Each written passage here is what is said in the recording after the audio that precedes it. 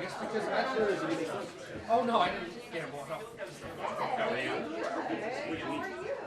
A few good places. There was steakhouse in downtown. So it conflicted with they don't open for lunch. So it was I couldn't get over there the way I wanted to when I wanted to. Because we had a dinner plan every night. So that was annoying. I wanted to take our It is, but for whatever reason they don't open until like 4 or 5:30. Probably because all the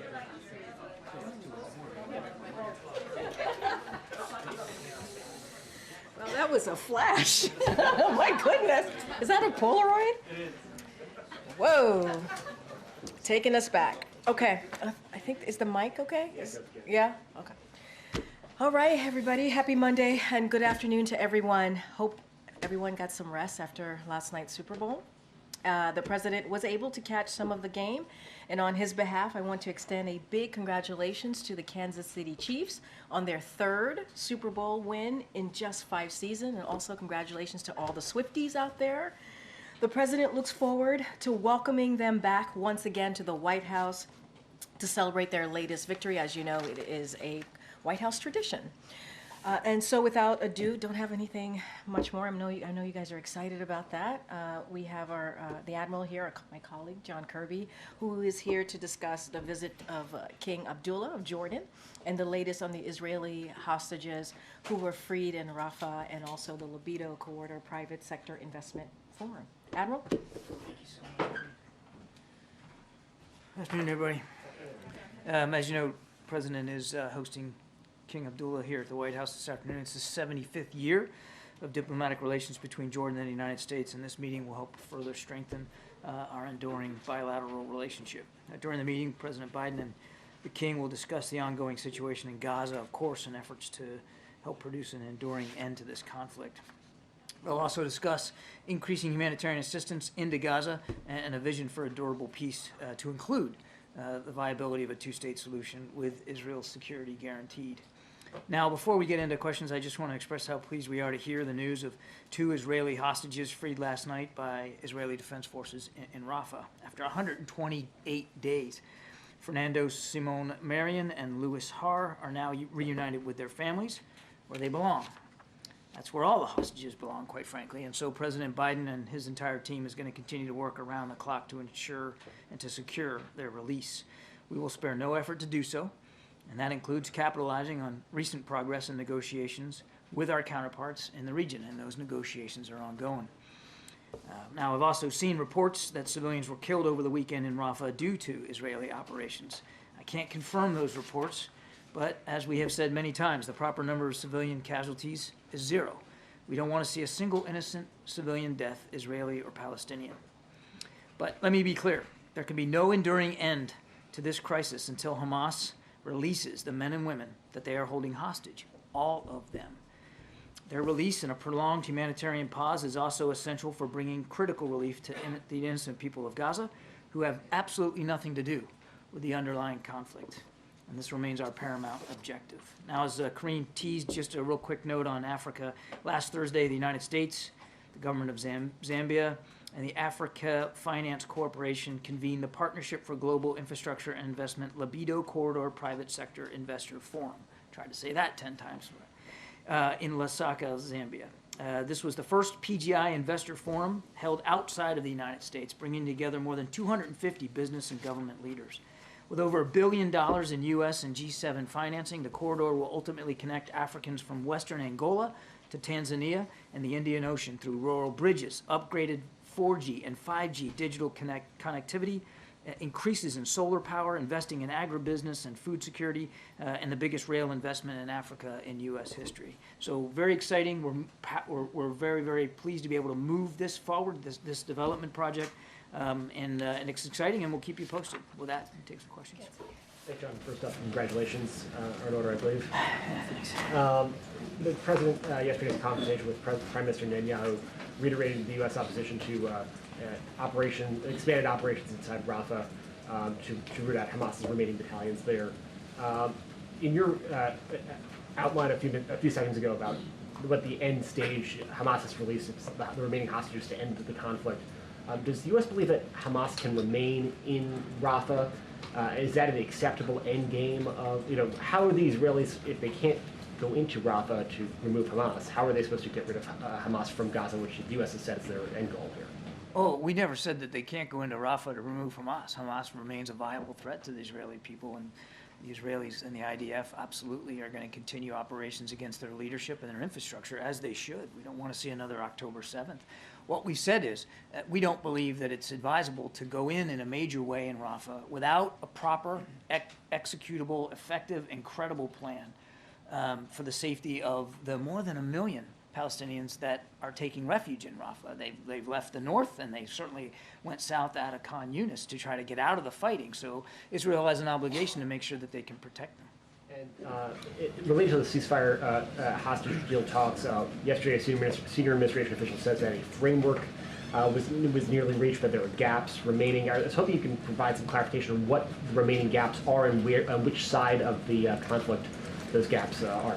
I'm sure you can understand. I'm not going to get into the details of the negotiations. We do believe, as I've said before, that there has been constructive progress towards trying to get a deal in place for an extended pause and getting all the hostages out. But it's not done, and nothing is really negotiated until everything is negotiated, and those conversations are ongoing now, and it would be really irresponsible for me to get into the details of it. Just lastly for me, you had said the U.S. response to the killing of the 3 American service members in Jordan would be phased over some time, a few days.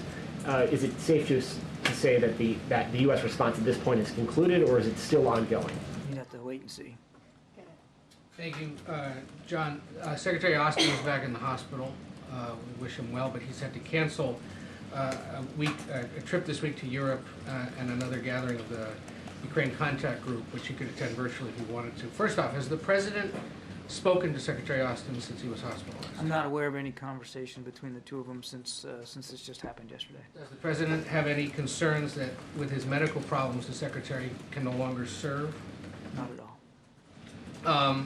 There were conversations here last week, I know, about the President saying that Israel's moves into southern Gaza have been, quote, over the top. And there were suggestions that isn't necessarily something new. But that is a slightly more direct commentary on what they may or may not end up doing than we've heard from him in the past. And we normally hear from world leaders talking about what other world leaders are up to.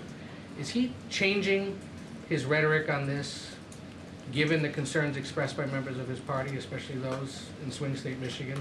I think the President's been pretty dang consistent almost from the very beginning, Ed. About saying it was over the top at the he's beginning. been very consistent, Ed, about our concerns over civilian casualties and damage to civilian infrastructure and the need for the Israeli Defense Forces to act with precision and deliberateness and due caution about taking innocent life. I mean, that is not a new position by this administration, certainly not a new position by the President. Was that what he expressed yesterday in their call? I'm not going to get beyond the readout. I think we offered you a pretty good summary of the things that they discussed. Thanks, Karine. John, over the weekend, satellite imagery emerged that indicates that Venezuelan military assets have been moved along their border with Guyana. Do you have a comment? We've obviously been monitoring this closely ourselves. Our assessment is that whatever military movements there have been by Venezuela have been of a small nature and size and scale and scope. We see no indication that there's about to be hostilities or that the Venezuelan military would be capable of conducting any significant military activities there. We continue to urge a peaceful resolution to this, and obviously we're going to continue to watch it closely. I would remind that anything that we're doing down in Guyana or in that area is done purely for defensive purposes. And on Haiti, the administration is convening a meeting, including the Kenyans. That's right. Starting today, I understand. Starting today and tomorrow, yeah. Okay. What's the goal of that meeting, and when would you like to see this force deployed? Well, we think there's certainly a significant need for a multinational security force of some kind down there to help protect the people of Haiti. You're right, there are discussions going on, started today, will go on again tomorrow over at Fort McNair here in town. So we're glad to host them. Look forward to seeing where we can get. But the idea really is to start to set out the general parameters of what that multinational security force could look like and how it would operate. It's a entry-level discussion. I have no doubt that there will be follow-on discussions as appropriate. John, on the Jordanian meeting today, the Jordanians previewed the King's visit here as an effort to gather support for an immediate ceasefire in Gaza. The president obviously has been a hard no on a ceasefire. Is that going to be the position he presents to the Jordanian king today when they meet? Well, let's let the conversation happen before we get ahead of it. We have been very consistent that we don't support a general ceasefire at this time, which is, again, a ceasefire that would lead to both sides laying down arms permanently and ending the war. Now, we want to see the war end as soon as possible, and we believe one of the first steps that's critical to doing that is a humanitarian pause, an extended pause, that longer than what we saw back in November of a week, that would allow us to get all the hostages out, get more aid and assistance in, and then hopefully lead to discussions that could get us closer to an end to the conflict. Oh, thanks, Karine. Thanks, Admiral. So President Biden had told Israel's Prime Minister Netanyahu that any potential ground invasion in Rafah should not happen without a plan to protect civilians there. Is the president confident that this message is getting through to Netanyahu, and where are these civilians supposed to go? So much of the infrastructure has already been destroyed in Gaza. He's confident that our Israeli counterparts understand our concerns. We've made them privately, we've made them publicly. I won't speak for the Israelis or what they may or may not do, but they've heard loud and clear our concerns about where the civilians, that the civilians need to be protected. I can't tell you here talking, Selena, what that would look like, but we hope and expect that our Israeli counterparts will factor in the safety of those civilians appropriately as they consider future operations down in Rafah. So what could that look like given the situation? I can't get ahead of where we are right now. That's really going to be a question for the Israeli Defense Forces. They know and they understand our concerns. And Israel's Prime Minister told ABC News, without presenting evidence, that Israel's military has killed more Hamas fighters than civilians. What is the U.S. assessment of that? Do you agree with what Netanyahu told us? We don't have an independent assessment of those figures. And just lastly, what is the White House reaction to Trump saying he would encourage Russia to attack NATO allies if they don't contribute enough towards defense spending? What is the message that not only sends to the world, but especially to U.S. allies? Well, now, I'm going to be careful. I can't talk about things that have been said on the campaign trail. All I can tell you is that under this particular president, President Biden, as Commander-in-Chief, NATO is now more relevant, stronger, bigger than it's ever been before. He has really prioritized our network of alliances and partnerships around the world. And of course, NATO is right at the forefront of that when it comes to the security environment on the continent of Europe. And that's what the American president ought to be about. It'd be about reinforcing alliances and partnerships and sending a strong signal, particularly to NATO allies, about how seriously we take our Article 5 commitments. And you've heard from President Biden, gosh, I don't know how many times. We will defend, if needed, every inch of NATO territory. That's what the Commander-in-Chief of the United States ought to be saying when it comes to NATO. And just to follow up on that quickly, Vice President Harris is going to be in Munich with a lot of those European security leaders. Is part of her duty there to reassure allies that deterrence is still a force here? I have no doubt that the Vice President will take the opportunity while she's in Munich, not only to talk about how this administration is pursuing our national security interests in Europe and beyond, but how important, again, we consider our network of alliances and partnerships. And Trevor, there's no other nation in the world, none, that has a network like the United States has, because the President and the Vice President and the National Security Team has invested so much energy in the last 3 years in revitalizing them.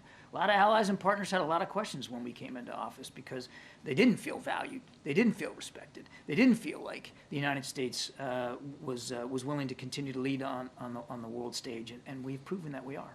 And on Rafah, has the president ever threatened to strip military assistance from Israel if they move ahead with a Rafah operation that does not take into consequence what happens with civilians? We're going to continue to support Israel. They have a right to defend themselves against Hamas, and we're going to continue to make sure they have the tools and the capabilities to do that.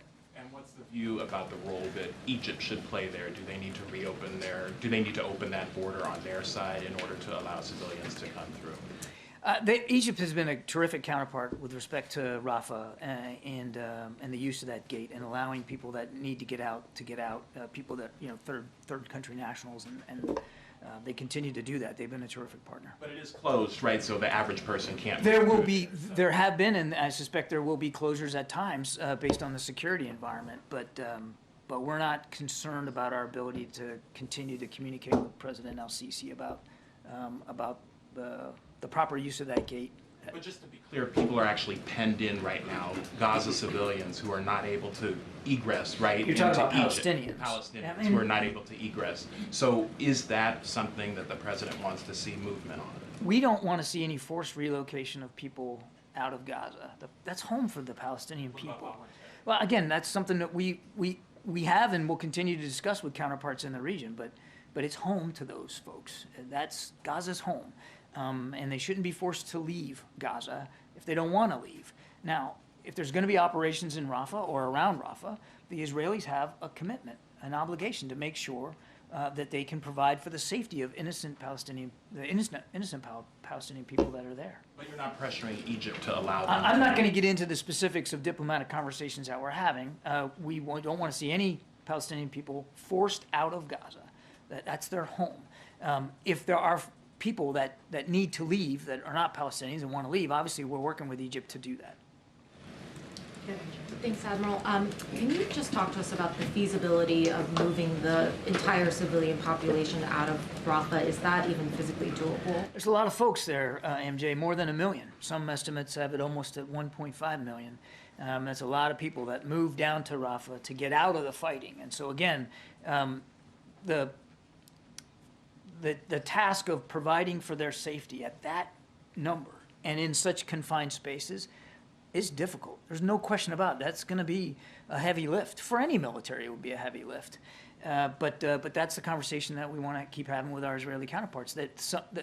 I don't know what it's going to look like. We can't tell you what it's going to look like. That's really for the IDF to speak to. But it absolutely has to be accounted for. Think it is a realistic goal, that it is viable to try to move those people out of that area? Well, let's see what the Israeli Defense Forces come up with. And if they go ahead with the ground incursion anyway, before the civilian population can safely be moved out of that area, would there be any consequences from the U.S.? I know Trevor just asked a question about, potentially stripping, military support or security assistance. What would the consequence be for Israel if they went ahead and did that anyway? I don't want to get into hypotheticals on that. We've been very clear with our Israeli counterparts privately and publicly about what our expectations are for the treatment of the innocent people that are down there near Rafah.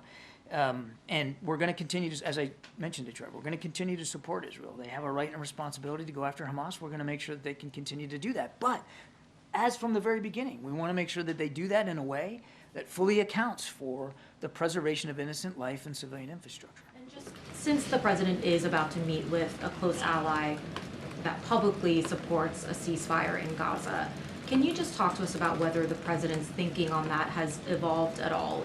Is he a little bit closer to potentially supporting that publicly than, say, a month ago? Has his thinking on that evolved at all?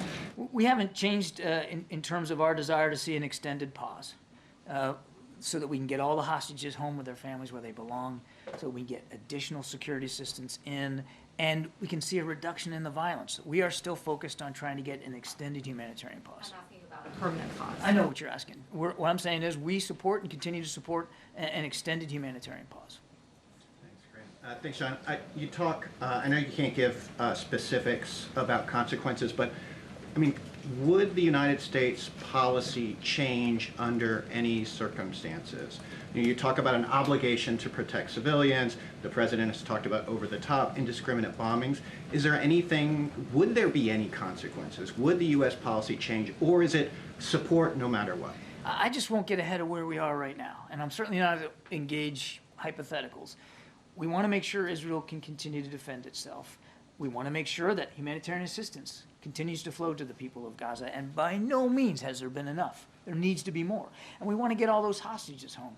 We believe that the best way to accomplish those three goals is to get an extended pause in place, to bring the violence down, to get people out and get aid in. And that's what we're focused on. And I get the thrust of the question. I'm just not going to engage in hypotheticals about changes in policy. Concern that you can give to the Israelis to help protect the civilians? We have communicated, again, consistently and stridently since the beginning of the conflict. I mean, since the time the president went to Tel Aviv on the 17th of October, just a week or so after the attacks, how important it is that Israel knows it's going to have our support and that they do everything they can to protect innocent life. On another question, if I may, why did the president allow his campaign, allow his campaign to go on TikTok despite the national security review of the platform? I'd have to refer you to the campaign. But I mean, it's still the president of the United States. He's still the president is sending a message to Americans about the safety of TikTok by doing this. I'd have to refer you to the campaign on that decision. Thanks, Karine. Thanks, Admiral. Sorry to press you on this issue of Rafah, but I mean, and you say there's, we're not going to talk about possible halting military aid. You're not going to talk about consequences. What leverage does the White House actually have in terms of ensuring that Israel does not launch a military offensive in Rafah, without taking the necessary steps? Well, I don't think you're all that sorry about pressing me on this, but I'll go ahead and. That's okay. It's all right. Look, it's not about leverage. It's about being consistent. And I've said it before just in the last few minutes. It's about being consistent about our desire to make sure Israel can defend itself so that October 7th can't happen again, which Hamas obviously wants to do. And it's being consistent about how they conduct those operations matter. And we have been consistent since the very beginning in talking to the Israelis about the how, about operations and how they're conducted. And I would tell you that throughout this conflict, there have been moments, and there continue to be moments, where we have the opportunity and have taken the opportunity to shape their thinking and to help influence the way they have conducted some of these operations. And that remains today. Thank you. Hi, John.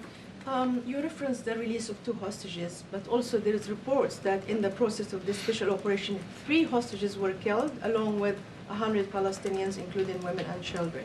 Also, Egypt threatened to withdraw from the Camp David agreement if Israel invaded Rafah. So how does the White House navigate this rather complex picture? Yeah, I tried to address that in my opening statement, Nadia. We don't want to see any civilians killed at any time, Israeli or Palestinian, in the conduct of operations. The right number is 0. And so while we're very glad that 2 hostages are now back with their families where they belong, we certainly mourn any loss of innocent life as a result of those operations. And it just underscores, I think, a couple of things. One, and again, I can't validate the numbers. I've seen the reports, but I can't confirm them. But it does underscore 2 things. One, the difficulty of conducting military operations in such a closed-in urban environment where there are so many people, and as we talked about earlier, even more people now in the south in Rafah than there were before. So that's an added difficulty for the IDF. And number 2, it underscores the obligation that they have, and that they know they have, to be careful and discriminate and very deliberate in how they go after targets.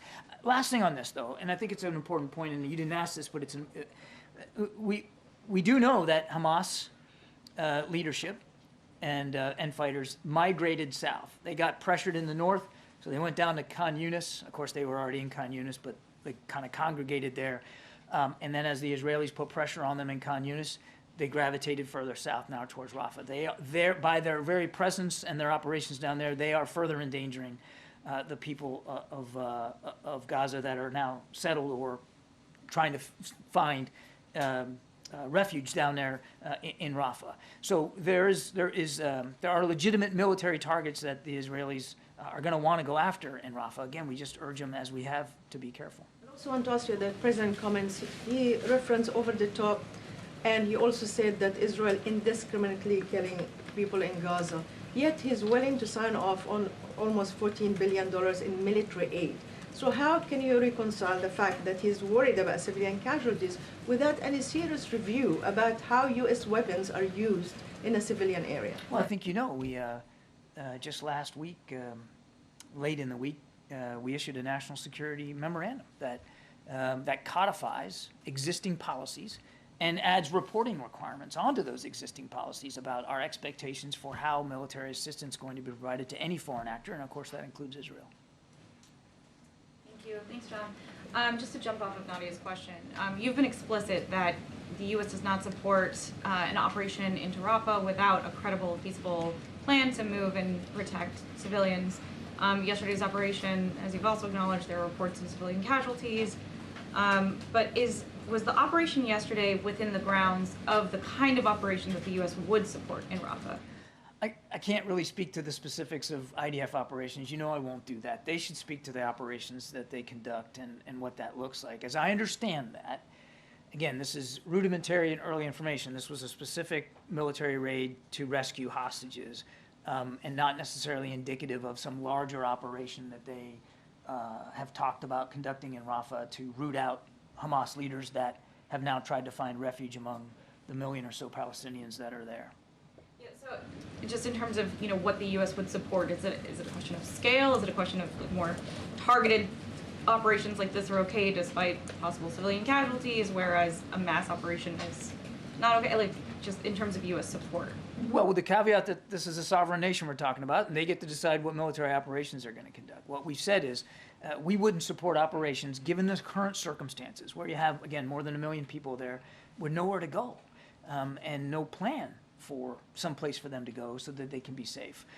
So we look forward to continuing talking to our Israeli counterparts about what that could look like.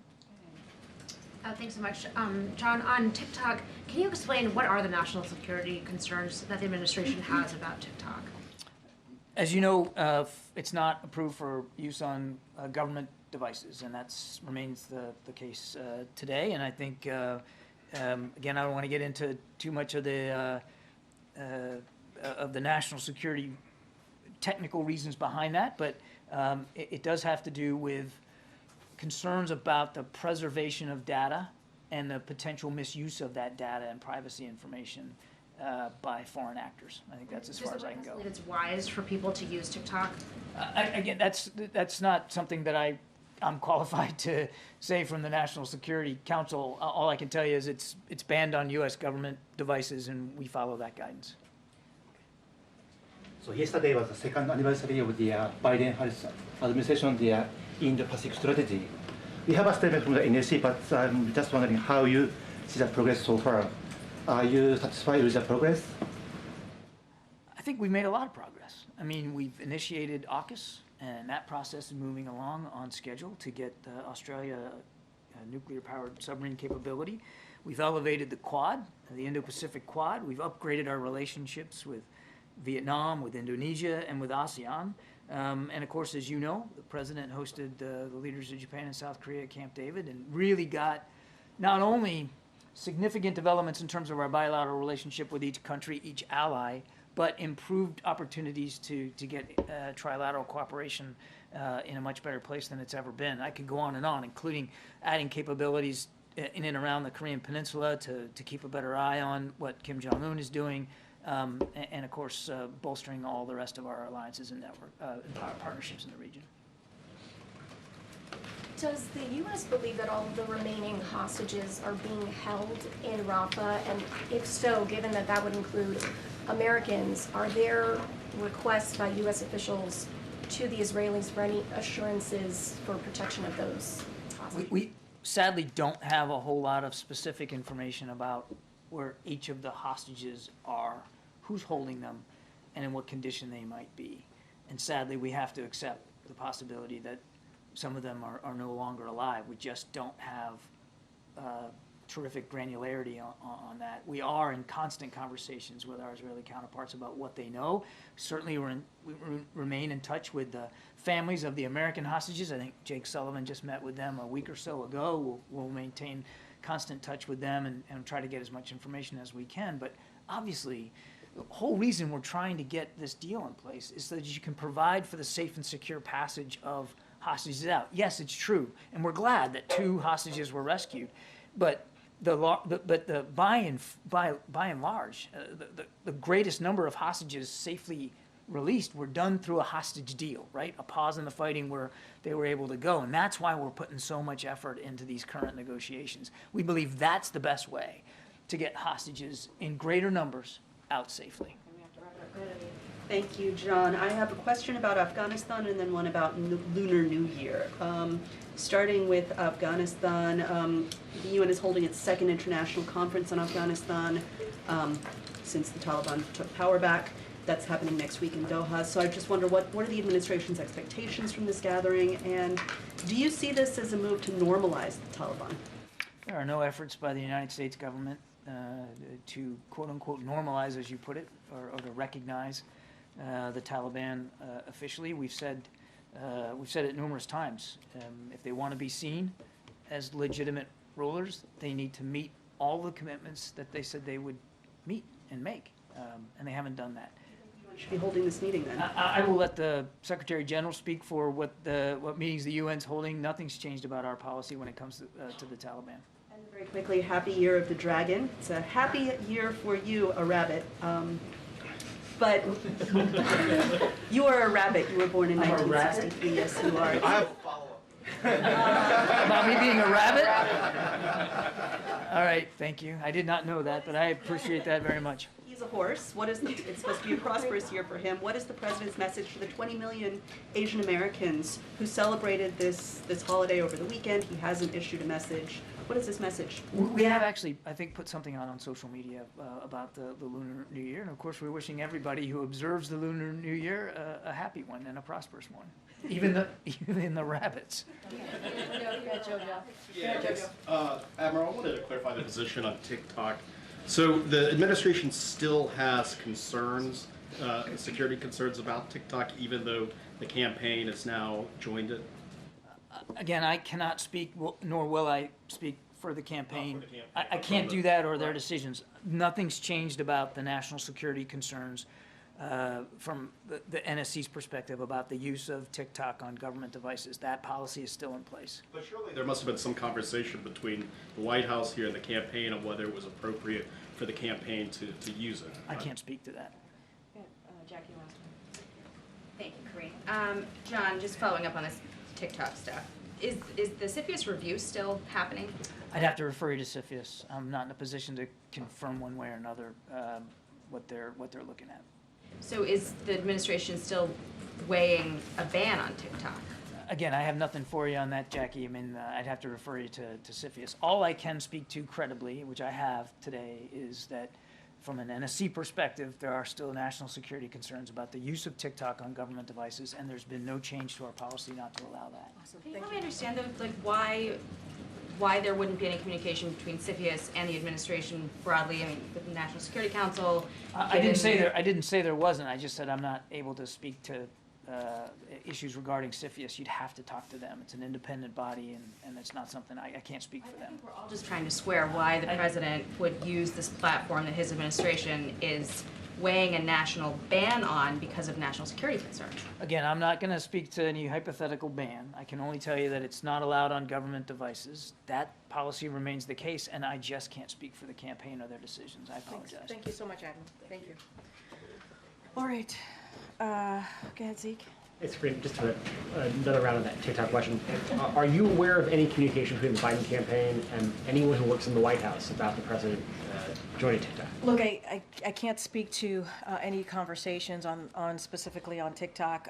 We got to be really careful. The campaign 2024 can't.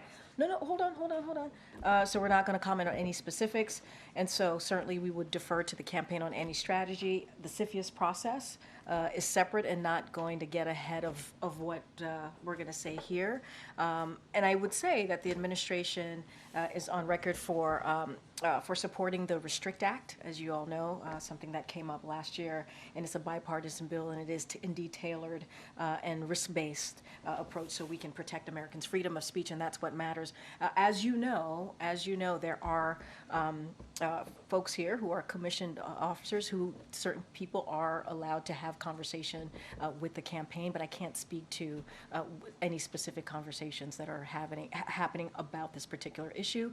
Again, it's under CFIUS review. We want to be really mindful and not getting ahead of that. And also, it's the campaign, so that is something that they would have to speak to. And the reason why it is banned on government phones or government properties, obviously devices, is because that is an act of Congress.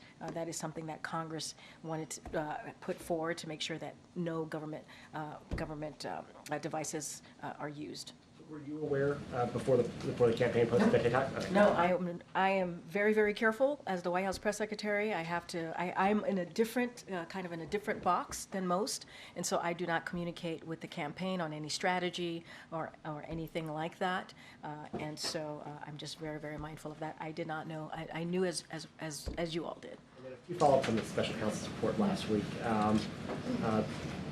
When Ian Sams was here on Friday, he said the White House was considering releasing the transcript of the president's interview with the special counsel, which you all have objected to that characterization of that. Do you have an update on that review process? So look, certainly I'm going to refer you to my colleagues at the White House Counsel. I know the president's personal attorney obviously spoke to this on one of the Sunday shows yesterday.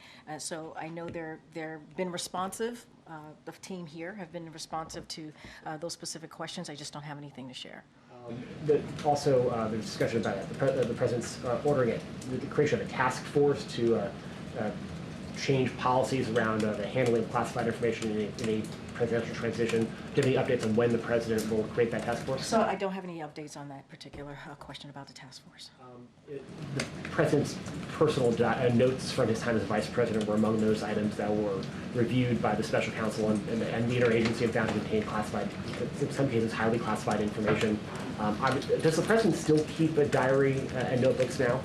Look, that particular question, obviously, the White House counsel would be able to speak to more directly, but I do want to remind everyone that this was a 15-month investigation, and I think the outcome of that investigation, obviously, as it's stated, is that the special counsel has not found nothing to prosecute, and I think that's important to note. Anything beyond that, any specific questions about diary or anything like that, I would have to refer you to the White House counsel. Lastly, when the president hosts the king later, they're going to be making statements. Why isn't the president, and given all of these questions about the special counsel and otherwise, why is he taking questions? I mean, look, let's be clear. The day that the special counsel report came out, the president came out in the evening and took and made a statement and took questions. He wanted to make sure that you all heard from him directly. And so I want to be really, let's not forget that that did occur on the day that the report came out. Look, the president is looking forward to welcoming the King Abdullah, to the White House. He comes here every year, as you all know, during his presidency, and so he looks certainly forward to welcoming the King. So that said, and I said this last week, and I'll just reiterate, there are a variety of factors that go into decision making, that go into if there is going to be a press conference or not during foreign leaders. It depends on those conversations that we have with the foreign leaders and how that works out. Look, you're going to hear from the president. You're going to hear from the King later today around 4 o'clock. I think that's important. You hear directly from them. There's just not a press conference component to this. Not every trip, not every visit with a foreign leader has a press conference component.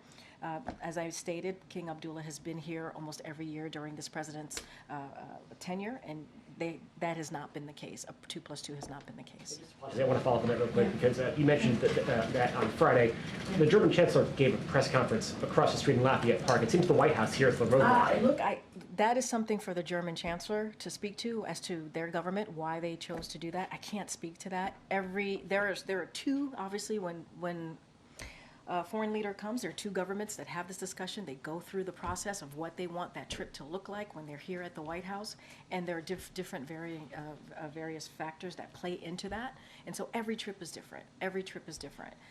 And with this particular trip, King Abdullah, every time he's been here, there has not been a 2+2. So I would remind you all of that as well.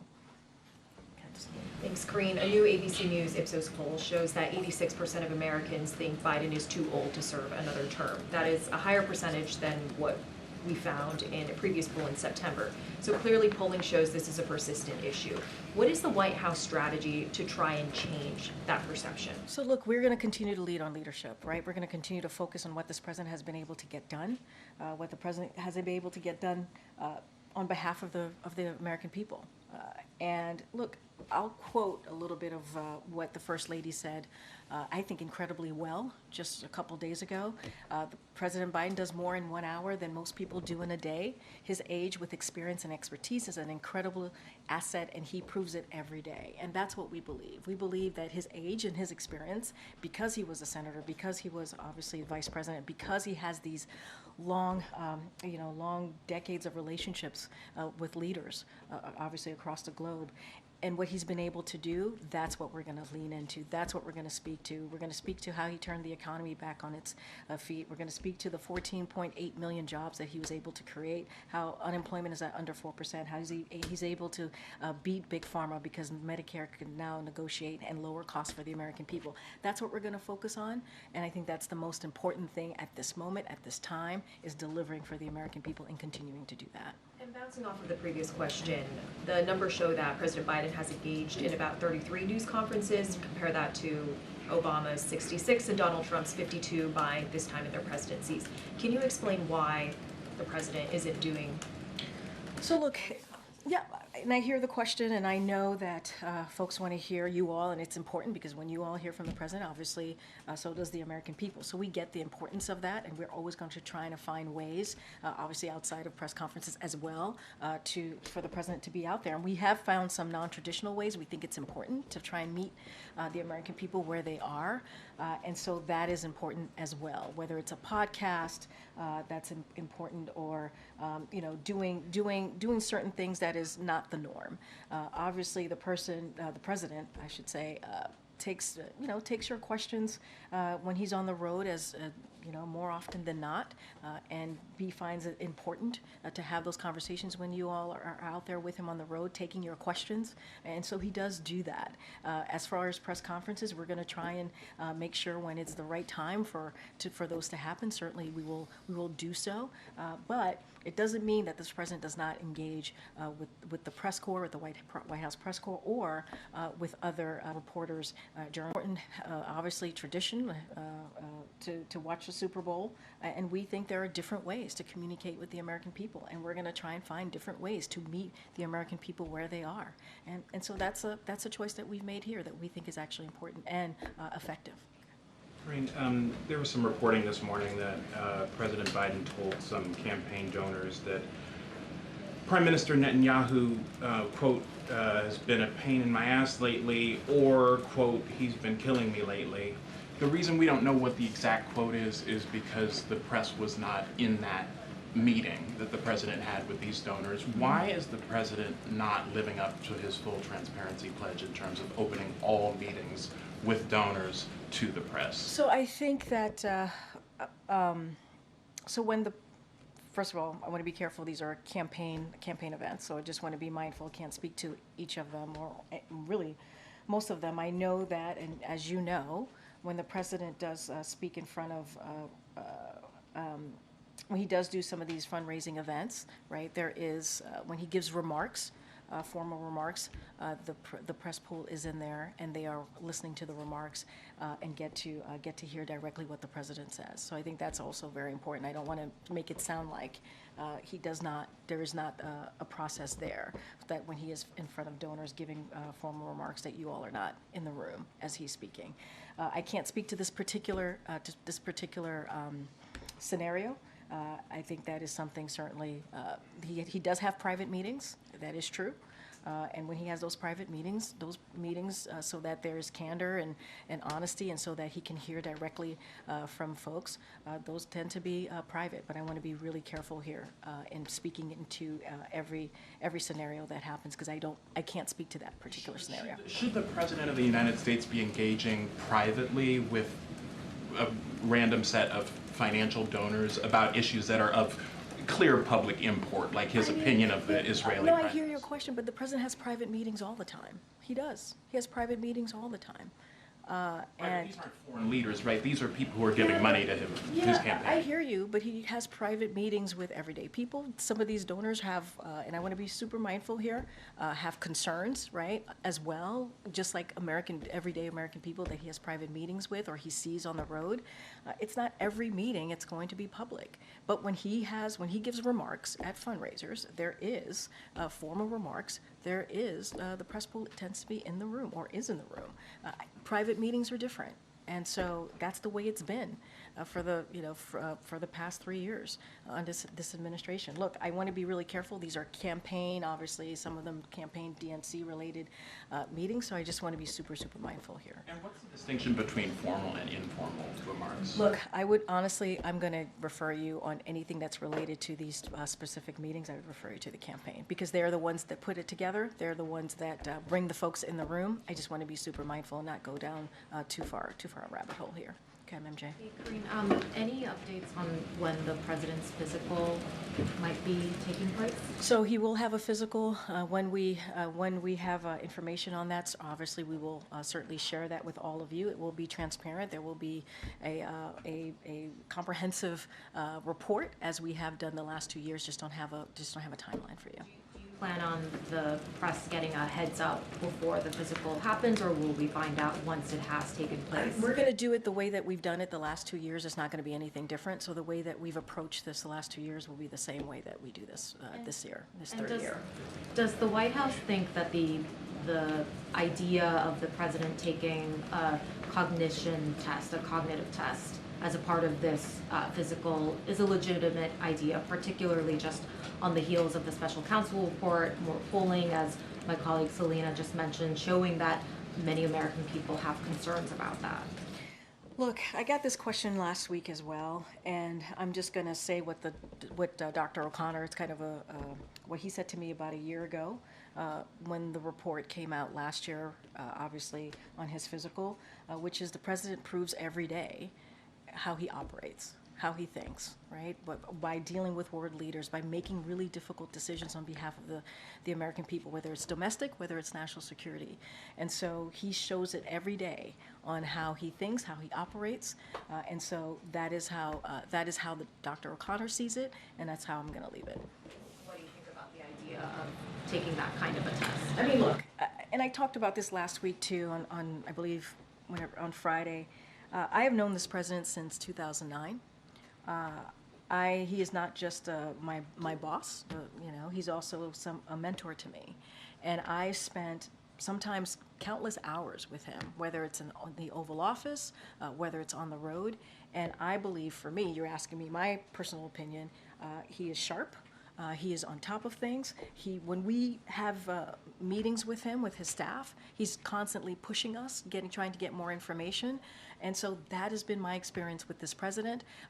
Anything else outside of that, I just shared with you what Dr. O'Connor said to me, and so I'll just leave it there. Thanks, Karine. No, you're not going to comment on the campaign or its decisions, but does the White House believe that TikTok is giving Americans, especially younger Americans, false perceptions about President Biden and his broader agenda? Look, I'm going to be really careful about speaking to TikTok specifically because there is a CFIUS review. They're in an independent body, and they are going to move forward with whatever they decide to do, so don't want to step into that. Obviously, more broadly, as it relates to social media platforms, we've always said there is misinformation, disinformation out there that we have to try and combat, and so we've always been very clear. We've always been concerned about our young people and the information the misinformation, disinformation that they're getting, and how that's affecting their lives. That is a concern that we have, and we've talked about that very explicitly, very clearly. As it relates to TikTok, going to be really careful because of that CFIUS review, and so just want to be super, super mindful. Obviously, just not going to comment on specific cases. Separately, the Senate is on track to pass the National Security Supplemental this week. Still not clear if Speaker Johnson's going to bring that up for a vote in the House. Does the president plan to have any outreach with House Republican leadership to try to get that across the finish line? So look, you know how important the president thinks it is to get that very all-important funding, security assistance to Ukraine, obviously Israel, Indo-Pacific. We've been very clear about that. Obviously, we had this really careful strategic conversations as well with Senate Republicans and Democrats for the past couple of months for the border security, because we believe that entire package was important. But obviously, Republicans specifically in the House got in the way and would not move that forward. And it's unfortunate because that is the way we believe we would have been able to deal with policy issues and funding issues as it relates to the border, the challenges at the border, and also immigration. So look, we are in constant communication. The team here, the Office of Legislative Affairs and other White House officials are in constant communication, obviously with the leadership on both sides of chamber. In each chamber to try and figure out how we're going to move forward, how we're going to make sure that this all important funding gets out there. And so conversations are going to continue. We are obviously, what we wanted to see is the border security component, negotiation piece of that to be included, but we are where we are, and we believe it's important. It's important to move forward. But would the president get directly involved in those I conversations? don't have any conversations to read out. Obviously, he tends to have private conversations. We don't read out every conversation. He has relationships with folks in Congress, but his Office of Legislative Affairs and other White House officials are in regular touch with congressional leadership, and they also keep the president updated as well, which is important. Okay. Thanks. Just two things. The first, on the guidance we got for the week, there were public events for the president today and on Friday. I was hoping you might be able to give us a sense on Tuesday, Wednesday, Thursday, as you make the case that the president has a lot of vigor and is doing a lot of things. what is So let me just talk about Friday a little bit, because I think I know that an advisory went out over the weekend about East Palestine. All of you know that he's going to be going to East Palestine on Friday. He's going to be traveling there. And it's because of the invitation that he received from the mayor, so it's going to be really important. And while the president's on the ground, he'll get a briefing on the ongoing response and speak to the administration's work to keep Norfolk Suffolk accountable, which is incredibly important, and support the community as it moves forward. He also has heard loud and clear from the folks in East Palestine that they don't want to be defined by an event, and so he'll speak to the administration's work to deliver on the needs for family businesses that are affected. And let's not forget there's the Bipartisan Railway Safety Act that he's going to continue to call on Congress to move forward on. So that is going to be a really important trip. You are correct about that. The president will be out there meeting directly with the American people. I don't have anything yet for tomorrow, Wednesday, or Thursday. Obviously, when things move or we have something to share, we'll certainly put that out there on the daily guidance. And obviously, there's some movement happening in Congress as well that we're keeping a close eye on. And so once we have more to share, we'll have more to share on that. And then secondly, you started the briefing by wishing congratulations to the Kansas City Chiefs as well as to all the Swifties out there. I'm wondering, when the Chiefs are invited to the White House, does the White House intend to also invite Taylor Swift? That's going to be up to the Chiefs and obviously their decision to figure out who's going to come with them when they come. And as you know, it's a White House tradition. I can't speak to attendance and who will be here, but we look forward. We look forward to having them here, and obviously we congratulate them on a great win. Okay, Annie. Thanks so much. You talked a lot about how, and the president says this too, that people should watch him when there are questions about his age. And the issue seems to be that they are watching him in public events, in some press conferences, and are coming to this conclusion, many of them, that he's too old. So what I'm wondering is he behaving differently behind closed doors? Because we don't get to see that at all. And do you see, and when you interact with him privately, is there kind of a different sort of level of vigor that is perhaps not as visible when we're all seeing him? So let me just first say, and I was on the swing with him recently, right? He went to Wisconsin, he went to Michigan, he went to California, he went to Vegas, and he's going to go to Ohio later this week. And so he visited small businesses, and he met with people on the road, obviously, and spent hours with them. So folks have seen him, and you all have seen him yourselves as you cover this president. And so you see him interact, you see him engage. And even when he was in Vegas, he took some questions that you all had, and that and answer. He tends to answer them in a light way, a funny way, and is sharp with his answers to some of you about that. And so, look, and he's also meeting with world leaders. He did that with the German Chancellor. He's obviously going to do this today with King Abdullah. And I spoke already about my experience with him. And just to answer your question, I've spent countless hours with this president, whether in the Oval Office or on the road. And I have to say, he's sharp, he's engaged, he pushes us for information. Emails at like 2 o'clock in the morning, or is there any sort of I mean, look, I think like a finer point on what it is exactly that like you see that somehow isn't coming across to the rest of the American people? Look, I think the fact that when he meets with his team, when he meets with staff, he is, as I said, incredibly engaged. As I said, very sharp, and ask us back and forth. We go back and forth on whatever information, whatever is maybe the news of the day that's on his mind, and it happens very often. Yeah. And so that's my experience with him. But you all see him on the road.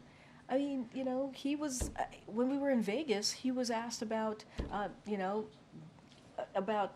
asked a specific question about the former president, and he answered that in a fun, sharp, kind of way, and that's him. That is him. What you see there is him. And so, look, I think, and I do want to step back for a second, because I think what's so very important too is this president's record in the last 3 years and what he's been able to get done, and that matters. And that matters. And so, yes, we're going to continue to be out there. The president's going to continue to do everything that he can to speak directly to the American people, and we believe that is what's important here. Getting that work done, continuing to move forward in an impressive record in the last 3 years, especially for any modern president, whether it's dealing with infrastructure, whether it's dealing with beating big pharma, whether it's getting the economy back on its feet. All of these things are important. Let's not forget what's going on outside of this country, what's going on in Ukraine, what's going on in the Middle East. This is something that the president has been able to do in a pretty effective way. And then just to follow up quickly on Matt's question, when Super Bowl teams are invited to the White House, do they typically have a +1? Actually, that's a good question. I can't answer that right now. But look, we are looking forward to having them here, the Chiefs, and it was a great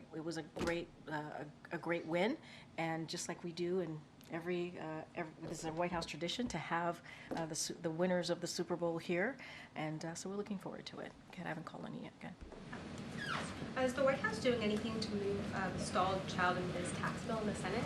Say that one more time. Is the White House doing anything to move forward the stalled child and biz tax bill in the Senate? So, as you know, the president supports that bipartisan legislation. We've talked about it in here before.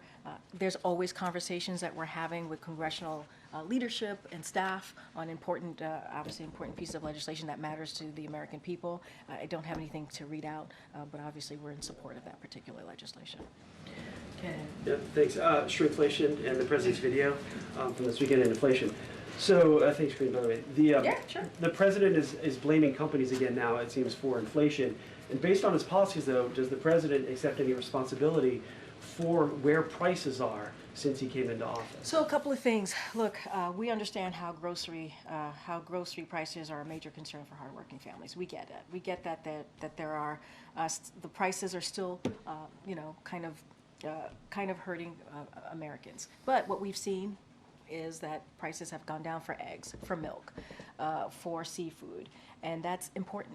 They're lower than they were a year ago, and we know that's not enough. And so what the president has continuously done, and you see this in this video that you're speaking of, he's called on large corporations to pass their savings onto hardworking Americans. That's what we're doing, and I think that's important that this president sees that. And then in shrinkflation, for folks who are watching doesn't quite know what that is, what we're seeing is the size of a product gets smaller even as the prices stays the same, and that shouldn't be.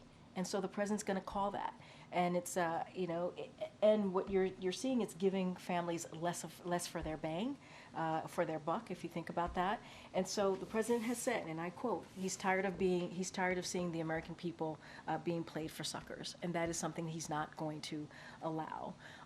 But as it relates to as it relates to what the president's going to continue to do. He's going to continue to do everything that he can to lower costs for the American people, and you've seen him do that. And on his doctor, when can we talk to the president's doctor, and how come he hasn't been, or they haven't been asked to come out here and talk with us, given the Her report that challenges the president's mental fitness? So look,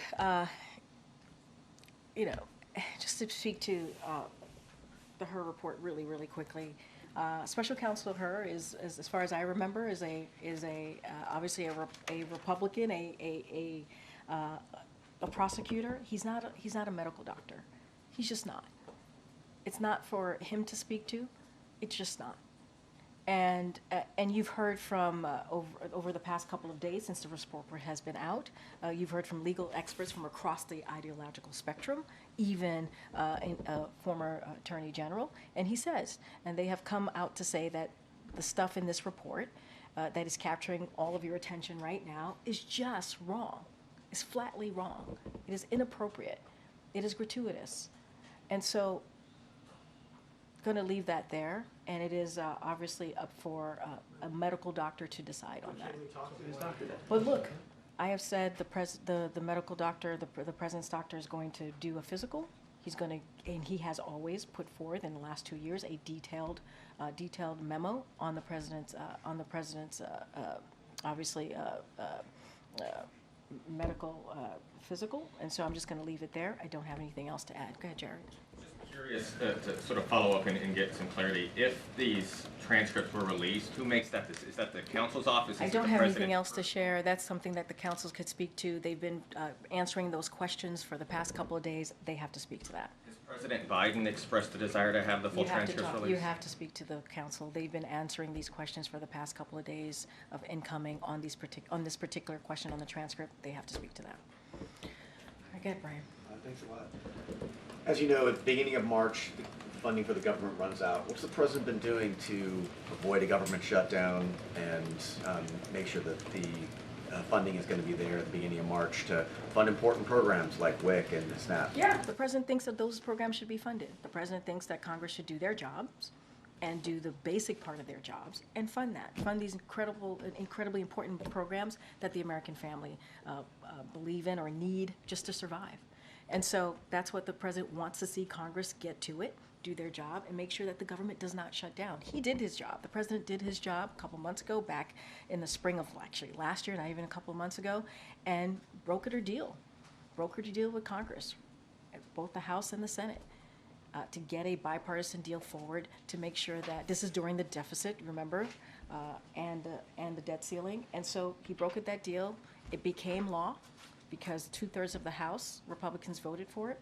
It got a bipartisan support in the Senate, and that was the deal that he brokered. Now Congress needs to get there to get this done. Has he designated a negotiating team that he wants involved in the White House? We negotiated on this, Brian. We did. We negotiated on this. 2/3 of House Republicans voted for it, a bipartisan support from the Senate, and Congress should do their basic job, which is keep the government open and make sure these very important programs that you just listed out gets funded. All right, guys, we'll see you tomorrow. Thanks.